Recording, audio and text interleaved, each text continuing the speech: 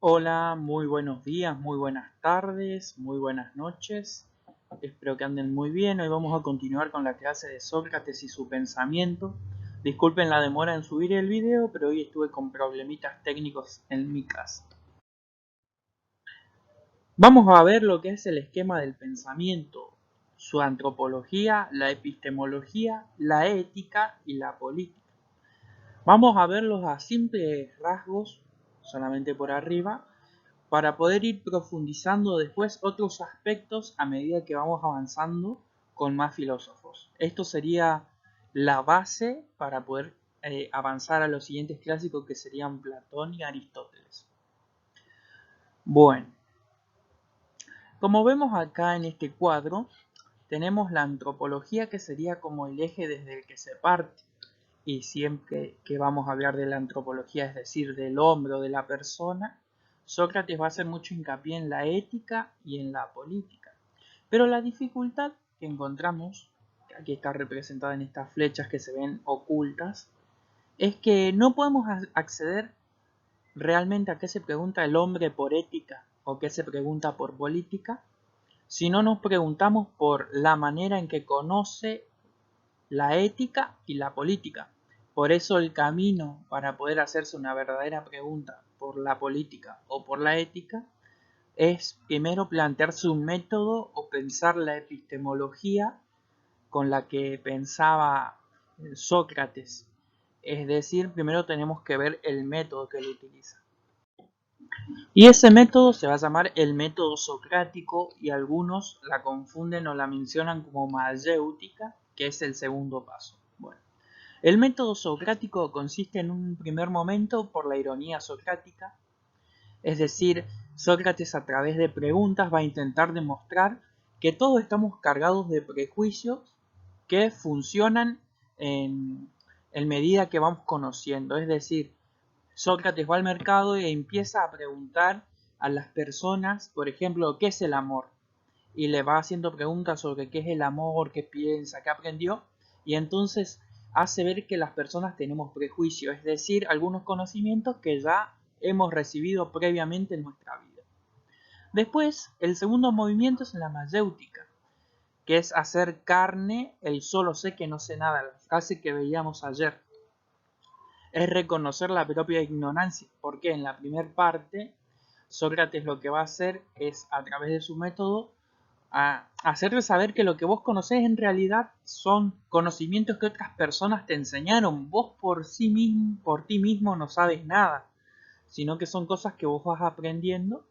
Por lo tanto, un segundo momento es esto de decir, bueno, sé que no sé nada y por eso quiero aprender, quiero estudiar, quiero descubrir la verdad, que sería el tercer momento, que es la aletheia, que aletheia es una traducción de verdad, en el griego hay varias traducciones, y es esto una conclusión, es decir, primero respondo las preguntas, me doy cuenta que no sé muy bien qué estoy queriendo contestar, por ejemplo, con el amor, o que no encuentro una definición, y luego me topo con la verdad o intento de dilucidar una verdad, es decir, un concepto universal. Bueno, como les comentaba, esto va a ser importante porque el método justamente nos va a enseñar la manera en que Sócrates cree que es la forma, o mejor dicho, es el mejor camino para alcanzar la verdad. Que en realidad lo que va a decir Sócrates, lo importante es hacer camino para llegar a la verdad y no encontrar una verdad. Y bueno, ahí vamos a pasar a su epistemología, o es decir, cómo se crea el conocimiento. Esa sería la traducción. Generalmente hoy por hoy epistemología se dice a la ciencia que estudia a la ciencia. Es decir, cómo sabemos que un método es científico, cómo sabemos que un enunciado es científico y es verdadero. Por ejemplo, es importante hoy en día, ya que vemos muchas fake news en lo que serían las redes sociales. Entonces, por ejemplo, la epistemología nos dice qué es lo verdadero y qué es lo falso a nivel científico.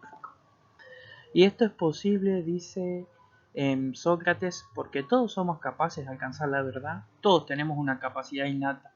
Por ejemplo, los sofistas, que eran con las personas con las que él discutía, Dicen solamente algunos pueden y los que me pagan van a poder, los que no me pagan no son capaces. Bueno, el método que él va a proponer va a ser una manera de acercarse a la verdad. Hay una verdad universal y tenemos que alcanzarla. A esa verdad universal la va a denominar concepto. Es decir, todos conocemos lo que es un árbol, pero a la manera de que cada uno me piense un árbol, haga el ejercicio ahora de pensar un árbol. Uno pensó un pino, el otro pensó un limonero como el que tengo atrás, otro pensó una caña de bambú. Bueno, todos pensamos distintos árboles, pero todos tenemos el concepto, o sea, la idea universal de qué es un árbol. Un árbol es algo que tiene raíces, que está en la tierra, que da fruta. Entonces dice, hay ciertas características comunes en la verdad que nosotros podemos conocer, porque todos podemos conocer el concepto, más allá de nuestra subjetividad, que los sofistas justamente van a decir lo contrario.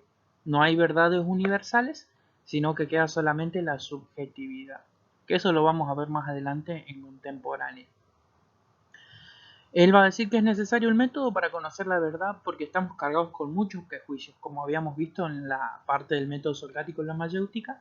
Tenemos muchos prejuicios, o sea, conocimientos que ya tenemos de nuestra casa que nos ayudan a conocer, porque por ejemplo, cuando yo soy chiquito y mi mamá me pega en la mano para que no meta el dedo en el enchufe, me está dando un conocimiento de que eso me hace daño.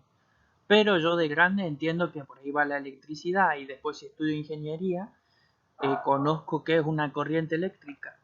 Los prejuicios nos van a ayudar a conocer, pero no son la verdad. Después, en su antropología, bueno, va a cobrar importancia el conócete a ti mismo, es decir, hacer introspección, meterse uno adentro, saber de qué es capaz.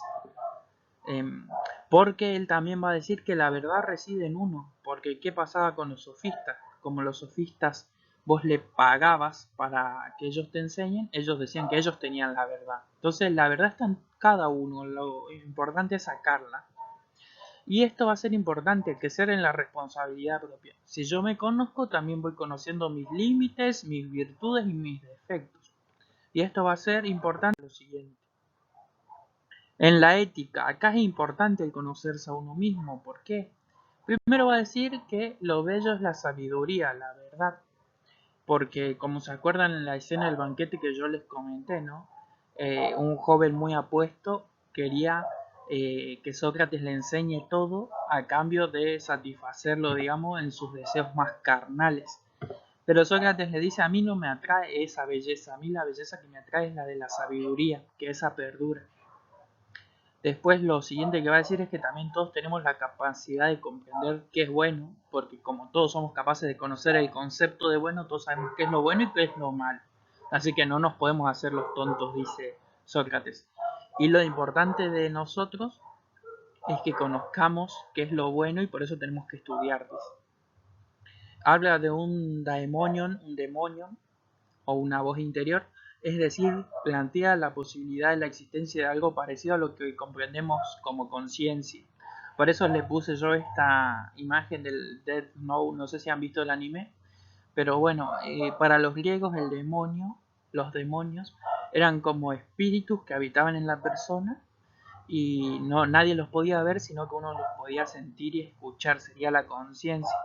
Y para la cultura japonesa también los demonios son eso, no son como espíritus interiores que tenemos.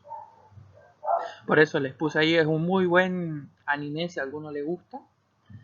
Y lo siguiente es, el autoconocimiento ayuda a optar lo que es bueno para uno.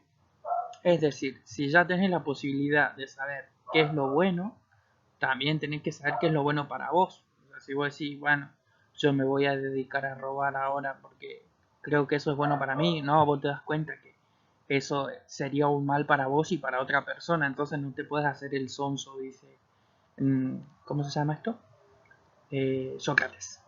Ah, y otra aclaración puse también a este muchacho, porque por ahí nosotros tenemos la figura del demonio cristiano, que es como una personificación así de un ser maligno, y acá en realidad no, es un ser que es y que habita en nosotros. Eso dice Sócrates. Y bueno, a nivel político, Hay que destacar que él fue soldado en la guerra del Peloponeso y que sirvió muy bien. Y algunos autores dicen que estuvo a favor de la democracia. Ustedes se acuerdan que en las polis de Atenas nace la democracia. Y otros dicen que no. Por ejemplo, Platón, su gran discípulo, dice que no. Pero los últimos autores trabajados, que han trabajado sobre esto en el 2008, hay un libro, después se los paso, dicen que como estuvo en la guerra y siempre estuvo a favor de la guerra y de defender a Atenas, es muy probable que él haya estado a favor de la democracia. Él también expresa que él no tiene el derecho de a nadie de decirle cómo vivir porque él aún no sabe cómo hacerlo. Las leyes, aunque sean injustas, deben ser respetadas por compromisos con sus familiares, amigos y la polis. En esta expresión de que él no tiene el derecho de decirle a nadie cómo vivir porque él no sabe vivir, es porque justamente lo que yo le decía, no hay una verdad única, sino que hay un camino para llegar a esa verdad. Y entonces en ese camino yo tengo que aprender cómo vivir y sería injusto que yo le diga a alguien. Además, todos tenemos la capacidad de saber lo que es bueno y lo que es malo. Así que desde ese punto de vista yo no soy nadie para juzgar al otro, siendo que él tiene las mismas capacidades que yo. Y bueno, como ustedes saben que ayer yo les conté, él fue condenado a muerte y fue de una manera democrática. Y bueno, eso le generó muchas dificultades porque él se sentía comprometido con la vida de la polis en Grecia y de alguna manera como que se siente traicionado. Hay un libro donde se llama La Apología a Sócrates, que él dice, yo hice mucho por esta ciudad, yo le hice parir la verdad, les hice el método socrático y ustedes se enojaron conmigo. Antes que condenarme a muerte, ustedes deberían darme un sueldo de por vida, dice Sócrates. Entonces se reenojan estos muchachos que trabajan en la política y lo condenan a muerte. Y él siempre dice, hay un texto que se llama Critón, donde amigos van a querer rescatarlo de la cárcel y él dice, no, ¿cómo me voy a ir? Voy a deshonrar a mi familia, a mis amigos. Yo siempre dije que había que hacer lo justo. Y si yo ahora me voy, todo lo que dije se va al tacho porque no tiene sentido. Así que eso sería por hoy. Muchas gracias por aguantar hasta el final. Disculpen la poquita luz. Nos estaremos viendo la clase siguiente. Cualquier duda o pregunta, comenten en el foro. Abrazos.